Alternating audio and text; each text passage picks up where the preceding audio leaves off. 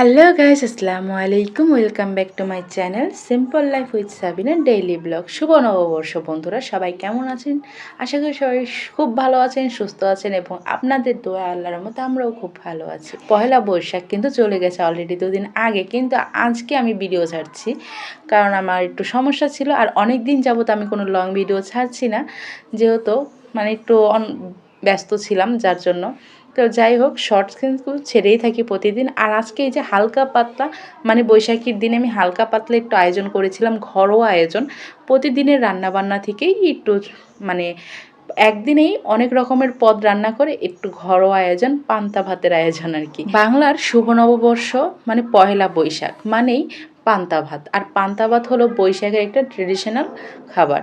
যে না খায় তারও কিন্তু খেতে ইচ্ছে করে এই পহেলা বৈশাখের দিন পান্তা ভাত। আর আমরা যারা বাঙালিরা আছি মধ্যবিত্তদের মধ্যে, তারা কিন্তু হরহামেশায় পান্তা ভাত খেয়ে থাকি।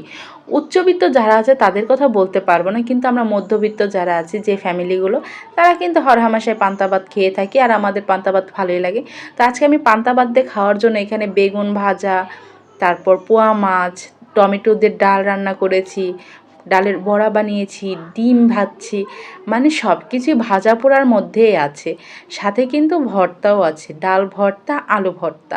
আর আলু ভর্তা ছাড়া তো পান্তা ভাত একদম জমে না, সাথে ডিম ভাজা হলে কোনো কথাই নেই। তো এখানে সব ধরনের ভাজাই কিন্তু আছে, সব ধরনের ভাজা একদম সুন্দর করে সাজিয়ে নিয়েছি একটা থালার মধ্যে। যেহেতু আমার কোনো মাটির থালা বাসন নেই, তার জন্য আমার যা আছে আমি তার মধ্যেই সুন্দর করে সাজিয়ে নিয়েছি। এখানে আমার সামর্থ্য অনুযায়ী 4-5 পদের আইটেম করেছি আমি, আমার আয়ত্তের অনুযায়ী। কোনো বড় ইলিশ মাছও নেই, কোনো মাংসও নেই, কিচ্ছু নেই। হ্যাঁ, এরপরে আমি তো আমার নানার রেখে যাওয়া একটা মাটির খোঁড়া ছিল। আমার নানা যতদিন ছিলেন ততদিন কিন্তু এই খোঁড়ার মধ্যেই ভাত খেয়েছে।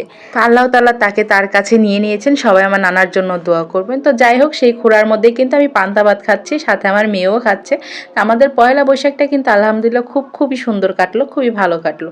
এতটা কিন্তু আশাও করিনি, আমি তো ভাবিই নেই যে আমি পয়লা বৈশাখের কোনো কিছু করব। তো যাই হোক, যতটুকুই করেছি আলহামদুলিল্লাহ। তো পান্তা ভাত খেতে কিন্তু এমনিতেও খুব ভালো লাগে, সাথে ছিল পেঁয়াজ, কাঁচামরিচ। তো একদম অন্যরকম একটা স্বাদ। তো যাই হোক, আপনাদের কাছে ভিডিওটি কেমন লাগলো?